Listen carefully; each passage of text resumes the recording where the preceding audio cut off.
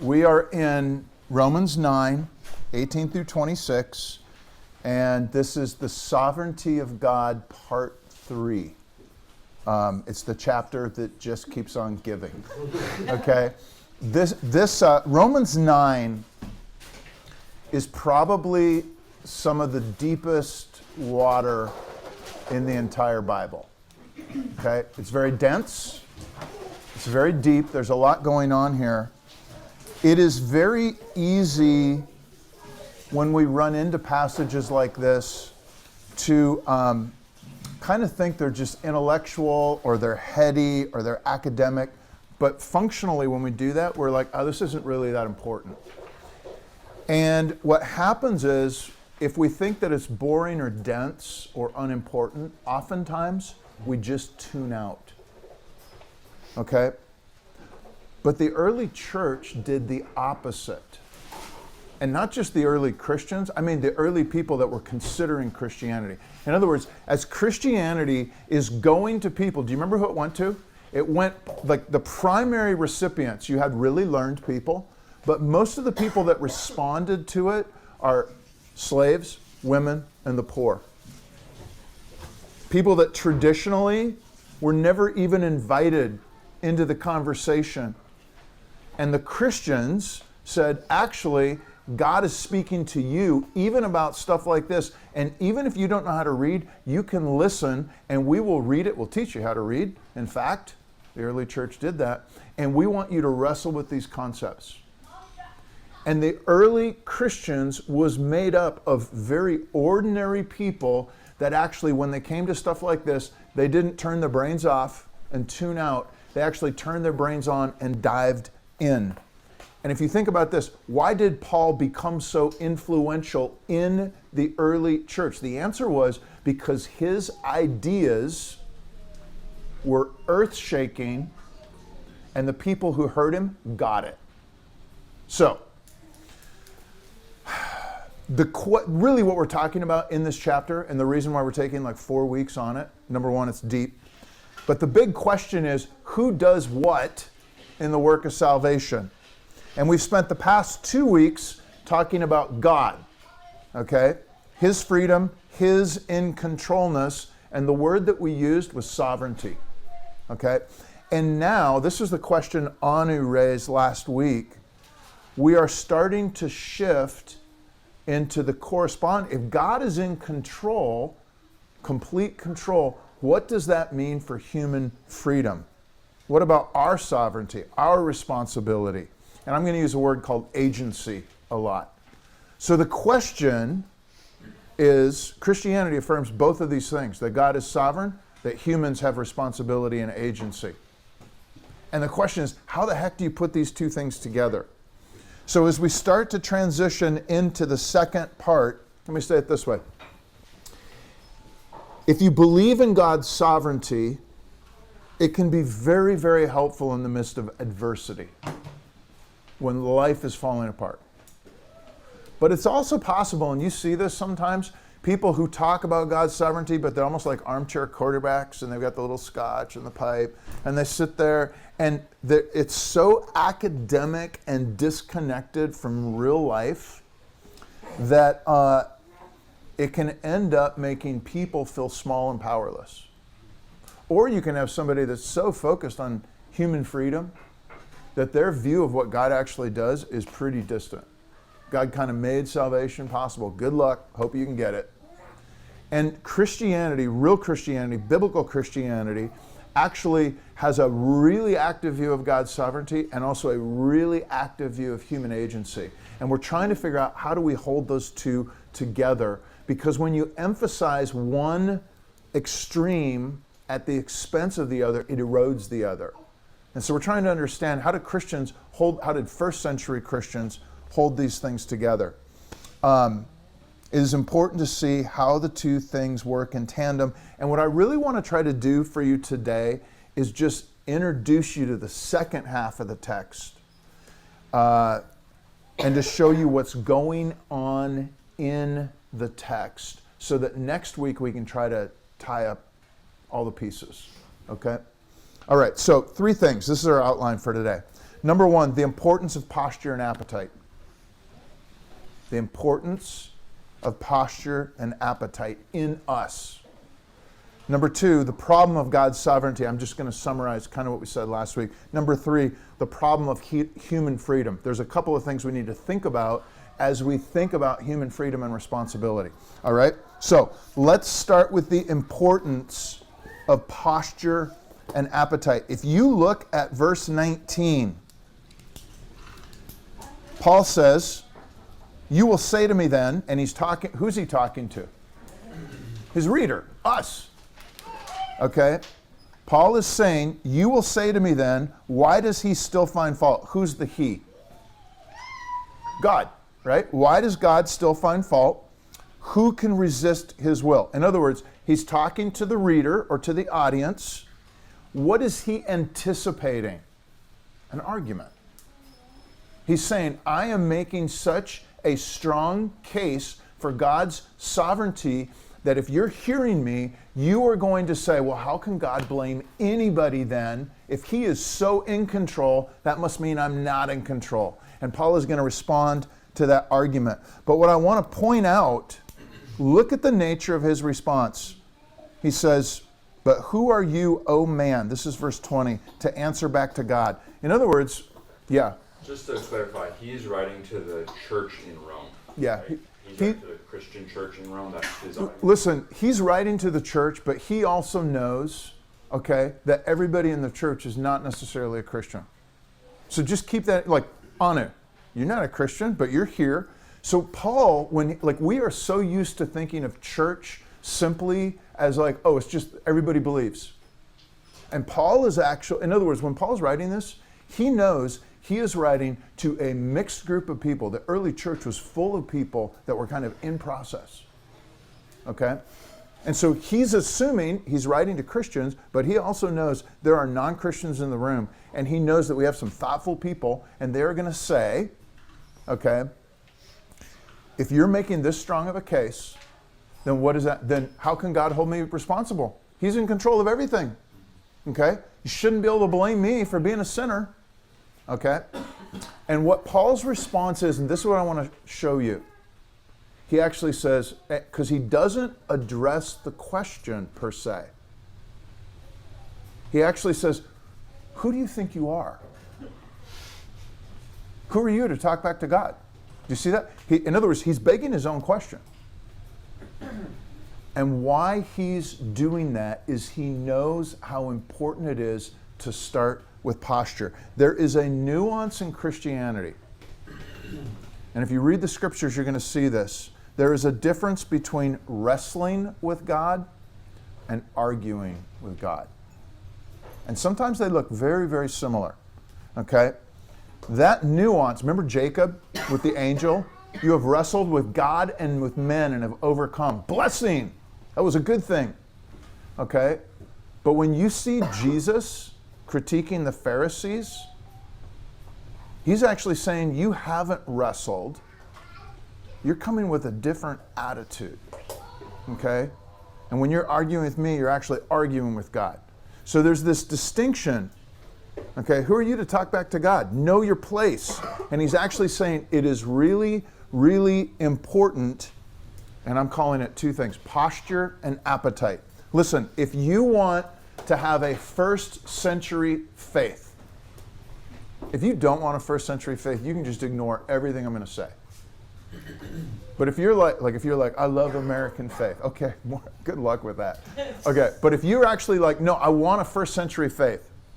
I want a faith that feels more like whatever moved the early church. Then one of the things, there's two things that you need. Number one, you need an appetite like theirs. Okay? Are you hungry to hear from God? The early church was very, very word-centric. And we talked about this, but I just want to point it out. If you look at Romans chapter 9, there are so many references to other passages in Scripture. You can see it in the quotes that come after. Okay? So, something that you guys should do, if you have a Bible, like you should If you don't have a Bible, get a Bible. There's something about hard copy that's really good. But one of the things you can do is anytime you see a quote, for instance, when you look down in verse 25, he says, indeed, he says in Hosea. Who's Hosea? He's an Old Testament prophet. Okay? And you're like, where's he quoting, Nick? Does anybody know where he's quoting from? Look at the footnote. Okay, get a Bible with footnotes. It'll tell you he's actually quoting from Hosea chapter 2, verse 23. Anytime you see a quote, one of the things I've started doing, even though it's in the footnote, I go and write it in the margin so I can see it easily. Okay, he's quoting from Hosea in here. He quotes Hosea 2. He quotes Hosea 1. He's quoting Isaiah 10. He's going to quote Isaiah 1. He is quoting up above, Isaiah 45. Last week when we looked at the first part of this chapter, he talks about Abraham, Isaac. He talks about Moses. Okay? Actually, does he talk about, no, he doesn't talk about Moses. He talks about Abraham, Isaac. Oh, he does say Moses up in verse 15. Here's my point. This thing is loaded with references and allusions. And what Paul wants the early Christians or the early people engaging to do, he's like, guys, dig in. So think about this for a second. How many of you over the past 3 weeks, is there past 2 weeks? This is our third week in the text. Have you been spending any time in the text during the week? What I want to encourage you to do is spend time in the text. And a lot of what we're doing today is I'm trying to just set you up for time in the text so that you can actually be really fruitful and productive with a couple of key things. All right? So the first thing, the early Christians had an appetite. They were very word-centric. The second thing is you need a posture like theirs too. And here's what I mean by this. Learners versus knowers. Let me give you an example. Do you remember Acts chapter 17, when the Apostle Paul goes to Athens? Very famous passage. You remember what Athens is? It's the intellectual capital of the world. It's where all the Greek thinkers are. In other words, Romans are all about conquering. Greeks were the philosophers. Okay, he goes, this is Acts chapter 17, to a place called the Areopagus or Mars Hill. And it actually says he engages with a group of people that literally all they did was sit around and talk about the latest ideas. So these are professional thinkers, all right? And do you know how Paul, when they're like, what is this guy talking about? Let's hear what he has to say. Here's a new idea. Do you know how Paul starts his argument with them, or basically his reasoning? He says this. Where does Paul start? With an altar to the unknown God. He said, I've been wandering around your amazing city. There's all of these altars. And he said, some of you, I'm paraphrasing here, some of you are actually wise enough to realize how little you know about God. So you actually built an altar to the unknown God because you recognized you didn't know. And then he says, now what you recognized as unknown, I'm going to proclaim to you. Now here's the key with this. Paul is saying, I'm going to start with what is unknown because that is the posture that is helpful for connecting to God. In other words, when somebody comes and says, oh, I already know how God works. Okay? I know how God freedom operates. I know how humans are free. You know what happens? You won't even go to the text. You'll think you already know. So you kind of look at a passage and be like, and you just kind of write it off or blow it off or think it's boring because you think you already know. But if you actually come and say, I don't know, and I am hungry to learn, and the way God teaches his people throughout history is through the scriptures. So I am going to dive into the scriptures. I'm going to dive into Paul. I'm going to dive into the Old Testament. I'm going to dive into Jesus. And what I'm really looking for is I'm looking to hear God's voice speaking to me through that. Because I know what I don't know. And there's a lot that I don't know. Do you see what I'm saying? The posture of somebody who thinks they don't know is very, very different. So two things, posture and appetite. People who don't know, but who want to learn. are people that seem to actually connect best with who God is, how he works, what he's doing in this world, and what he wants to do in your life. Your posture and appetite is really significant in terms of who God opens himself up to. And Paul is saying the very first thing, when you start with human responsibility, it's real easy to think that you're a knower. And he goes, stop that. Start with the posture of a learner. And then he's going to answer in a very different way. And we're going to see if it actually addresses the underlying concern. He's going to back into it, I think. So that's the first thing, the importance of posture and appetite. Second thing, and this is going to be mostly review, the problem of God's sovereignty. This is really what we talked about in the last 2 weeks. If you look at verse 20, who are you to answer back to God? Now listen, Paul knows that his view of God's sovereignty presents some challenges. Basically, this is what we talked about last week, is God really in control? And Paul does not go where everybody in our world goes, which is like the problem of evil.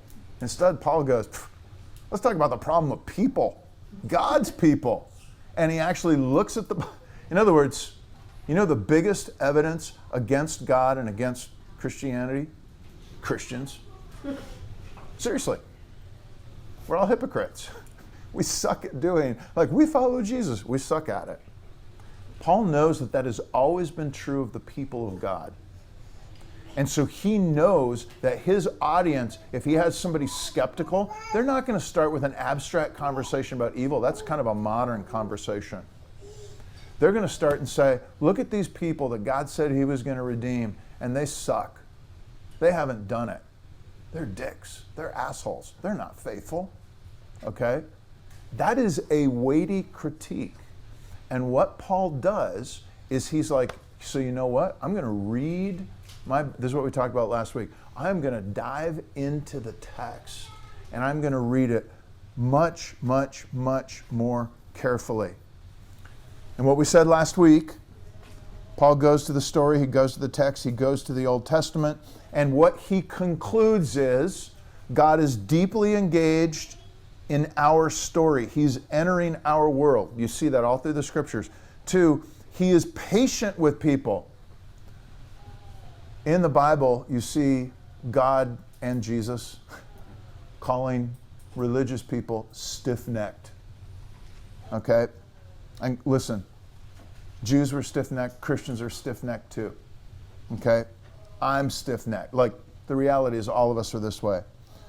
But Paul says, even though God has these stiff-necked people, he is incredibly patient, and this is the summary from last week, and what he does is he speaks, he chooses, that's election language, and he makes promises. And I just want you to tuck away the promise piece because this is going to be extremely important next week when we try to tie a bow on this. But what you need to take away from is, as Paul wrestles with the problem that God has, he goes, no, he is in control of the story in spite of the people, and he makes promises. He chooses and he makes promises, and that's really, really significant, okay?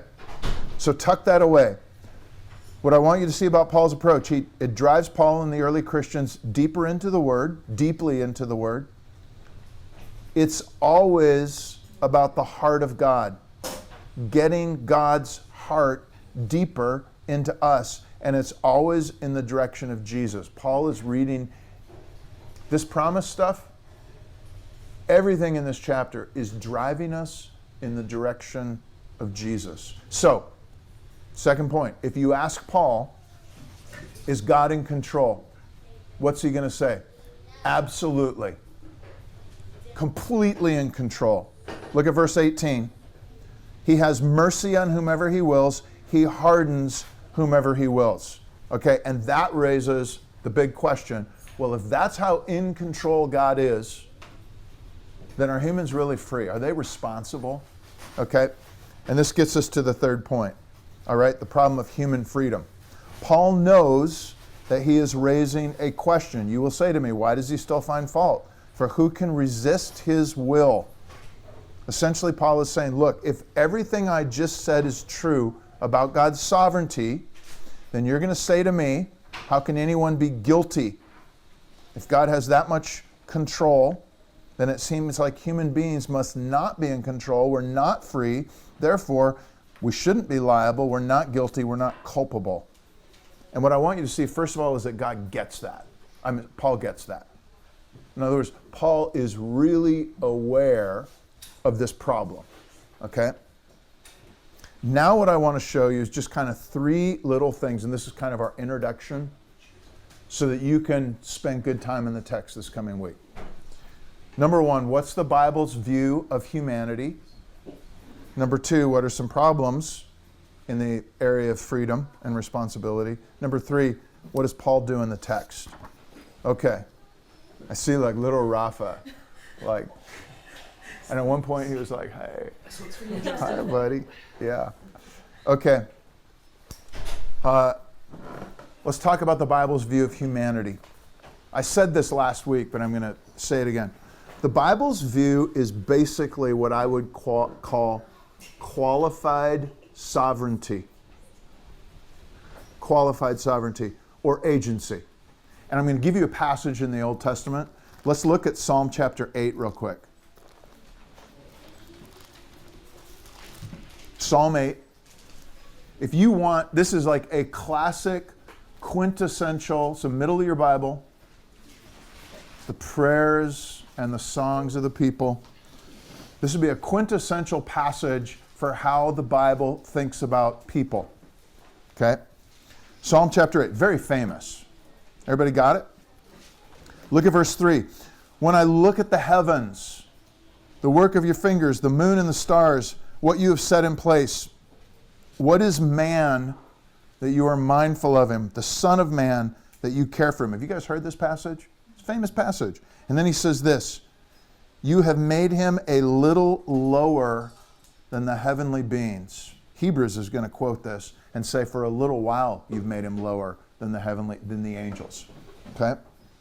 You've crowned him with glory and honor. You have given him dominion over the work of your hands. You have put all things under his feet, all the sheep and oxen, also the beasts of the field, the birds of the heavens, the fish of the sea, whatever passes along the paths of the seas. Listen, here's what he's saying, the Bible. It looks at the heavens. Wow. Looks at the sun and the moon and the stars. Whoa. And then it looks at human beings and it says, same category. Which means any person you look at has as much potential glory in them as the sun and moon and stars. It's amazing. Image of God. All right? And then it says this, humanity, God actually made humanity a little bit lower than the angels. Okay, so there's the qualified part. In other words, not on top, not absolutely free, absolute sovereignty the way God is. Okay? But still pretty high up the food chain, right? A little lower than the angels, but above everything else. Okay? Crowned with glory and honor. That is dominion language, sovereignty language, agency language. God has put all things under humanity's feet. Sheep, oxen, beasts, bird, fish, seas. In other words, this dominion thing is very, very broad. Agency is very, very substantial.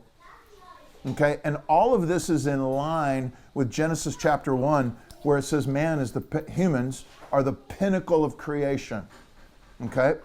So in terms of like glory and power, humanity, it's a few steps below God, below the angels, but a huge amount of power, agency, and this is why I'm calling it qualified sovereignty. In other words, we're sovereign over a lot beneath us. Okay? Question, Nick. Well, I was just going to say, one of the ways that I wrestled with this and that I've kind of resolved it is, to your point of like free will, is God has a libertarian free will. He can choose not to act, not to do something. We don't have that choice. But to what you're saying, like that doesn't mean that we don't have control. Right.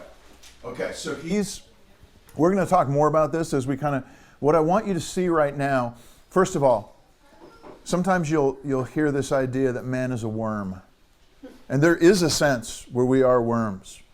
Like, okay, compared to God, we're like teeny tiny. Like, we're not like 80% of God or 90% of God. We're like infinitesimally, we're like the distance between us and God is still massive. Okay? But it is very important to see that, number one, the Bible has this view of humanity. There is a lot of sovereignty and a lot of agency. So just hold that. Now here's what's really interesting though. At the end of that psalm, do you know where it ends? O Lord, our Lord, how majestic is your name in all the earth. In other words, who gets all the credit? God does, not man. Okay? In other words, humanity is amazing, glorious, has power, has dominion. Wow, God is good. Hear that? Okay. Qualified sovereignty, qualified agency. We have agency. Second thing, there are some problems with human freedom. Okay? Sovereign, even though it's qualified. And these are true for anybody that's going to think about human freedom. All right? So this is not just a biblical thing, but it's important to think this.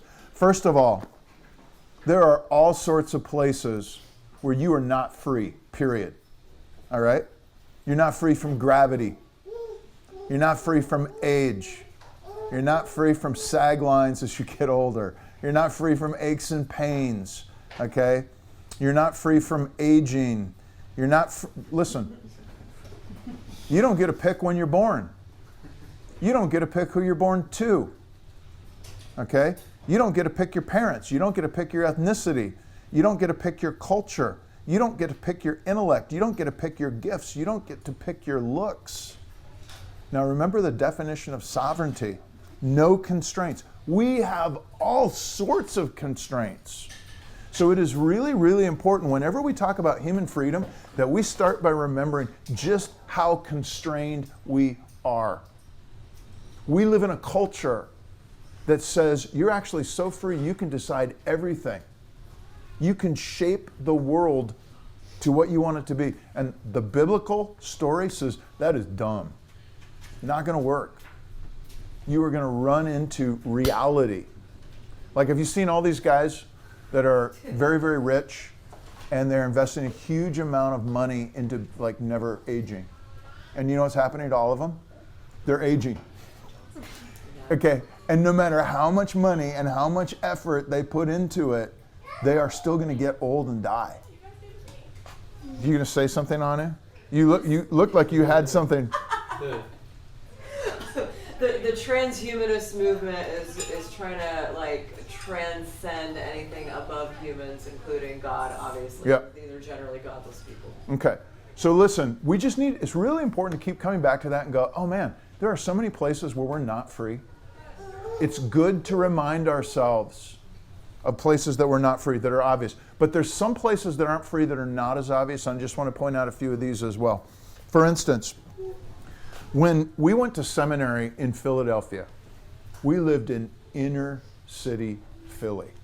Like, it was rough. Like, every night, some of you guys have heard me tell this, police helicopters like are flying like right over the treetops, blue spotlights. So what do? I'm like walking out on the porch like, oh, look at that. Everybody else, do you know what they're doing? They all run inside and lock their doors.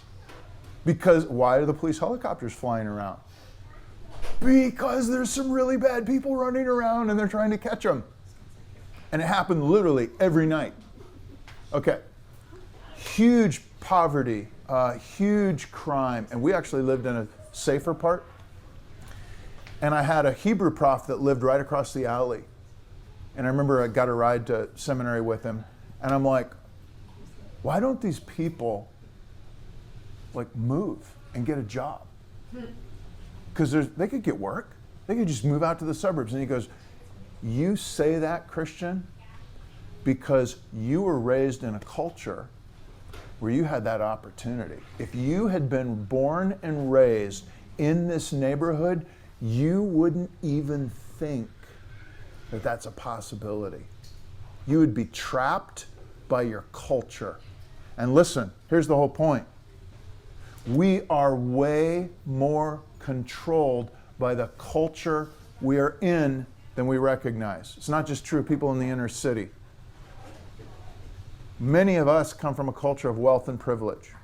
You are not, like, you think you're free, okay? And you have the shit marketed, like you are marketed to all the time. And you're like, oh, that car looks really nice. I think I'm freely choosing that car. You know, it's like you are, like, we are influenced by our culture, by advertising. Listen, you're also influenced by your hurts and your fears. When people wound you, it creates scars that starts to influence how you react to things, okay? We are influenced by money. We are influenced by financial idols, okay? We are also influenced by approval of others. A lot of us are really afraid to believe certain things because deep down, if we're honest with ourselves, we're like, what would my friends think? My friends think this. And if I actually had a different opinion than my friends, I'd lose my... Have you had any experience with losing friends? Yeah. Yes, exactly. Okay, so listen, here's my point. There's some things that we're not free from that are really obvious, but there's a whole bunch of things that we're not free from that are actually really subtle. Okay? And the Bible is actually coming along and saying, guess what? You're actually more free from those things. You don't have to be. The Bible can give you a different culture. It can free you from approval from others. It can free you from so the Bible's actually coming, offering a kind of freedom that in both the Jewish and the Roman culture, those people were like, how do you have that? They were scared to death of dying, and Christians weren't. All right, do you see what I'm saying? In other words, the Bible is actually offering freedom in places that many of us, if we're really paying attention, we're not free. Okay, last thing, there are a bunch of places where we do have freedom. You get to decide what to cook, what to wear, how to live, where to drive, how you want to drive to work, who to date, who to marry, what to do with your money, your time, your life. The Bible never, ever, ever, no matter how much it talks about God's freedom, ever says y'all are robots. It actually says, no, you do have a lot of freedom. You see what I'm saying? The Bible, if you're paying attention, establishes a lot of freedom. But it's a qualified freedom. You're not absolutely sovereign. That's an idol. Okay. So, the real question is, when it comes to our ability to choose God, spiritual sovereignty, okay, are we free to do that? Or is God actually in control of that? And that's what we're going to try to wrestle with a little bit. Paul has already told you, and we've talked about this, okay? Jesus says, nobody can come to me unless the Father draws him. In other words, God is very, very involved in our spiritual decisions. But guess what? What we're going to see next week is that we have a ton of agency that actually allows us to do something and reach towards God, even as the Scripture says He's reaching towards us. Okay? Third thing, this is what I just want to wrap with. How does Paul tackle this in the text? I want to show you three things in the text. These are three ideas. And I want you to sit with this, and if you're taking notes, there's a couple of things to write down, because I want you to look at these passages during the week. Here's the first thing, clay. Do you see that in verse 20 and 21? Who are you, O man, to answer back to God? Will what is molded say to its molder, why have you made me like this? Has the potter no right over the clay to make out of the same lump one vessel for honorable use and another vessel for dishonorable use? He is using the metaphor of clay, moldable. And what I want you to think about is how many of us think that way and say, oh, God's the potter, I'm the clay. Or most of us, I think, are like, God's the boss and I have some rights. Do you see the difference there? He may be bigger than me, but he should only be able to ask certain things of me. And Paul is saying that is a mistake. He says, I want you to start with this image that God is a potter and you are the clay. And there's two passages that you're going to look at that are going to give you some more insight into that. One is in Isaiah chapter 45. So you're going to go this week and you're going to read it. Isaiah 45. The second is in 2 Timothy 2:20, where Paul is going to say, in a large house, there are many vessels, some for honorable use, some for dishonorable use. But if anybody cleanses himself from the dishonorable, he'd be useful to the servant for the honorable stuff. I had a youth pastor who said it like this. Listen, in a house, you got a toilet bowl and you got fine china. They're both made out of the same stuff. And either way, you see what I'm saying? And either way, you're going to get used. It's just a question, what are you going to be used for? It's the same image. And what I want you to do is I want you to meditate a little bit on that potter clay metaphor. Paul is saying that's really important. So Isaiah 45, 2 Timothy 2, there's just a couple of verses. He's saying start with the idea that God is a potter and we are clay. Okay? That is going to make some of you feel very powerless. Question? Doesn't Jesus talk about, like in the Gospels, use similar language about God using things for honorable and dishonorable? Go look and see. I'm trying to remember. That's your goal. Find Okay. that. All right. There could very well be. I'm drawing. I'm not immediately thinking about it, but search for honor, dishonor. You'll find I'll it. let you know on Sunday. Okay, there you go. All right. Welcome to first century Christianity. You get homework at church. Okay. The second thing, right after this, so that's verse 20 and 21. In verse 22 and 23, I want you to read this and think about this. What if God, this is telling you what God is up to show his wrath and make known his power, has endured with much patience vessels of wrath prepared for destruction, in order to make known the riches of his glory for vessels of mercy. Okay, now listen. He's taking that image of a potter and clay, but what I want you to think about is what he's really emphasizing there is patience. And I want you to think, listen, if he's a potter and I am clay and I feel extremely powerless, what's the point of patience? There is a reason why Paul emphasizes patience here, and I want you to meditate. I'm not going to tell you. I want you to meditate on it. I want to see if you can get it. Okay? The last thing, if you look at verse 24 forward, you're actually going to notice some calling language. Even us whom he has called. And this is going to connect to what we said before about promise. In other words, Paul is making a point that God, he chooses, he elects, he's in control, but he makes promises and there is a call. And what I want you to think about is, why would God emphasize clay, patience, call? And that is going to help you understand his answer to what human agency looks like. Okay?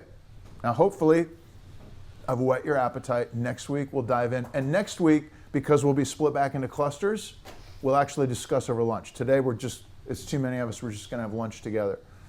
This is basically groundwork.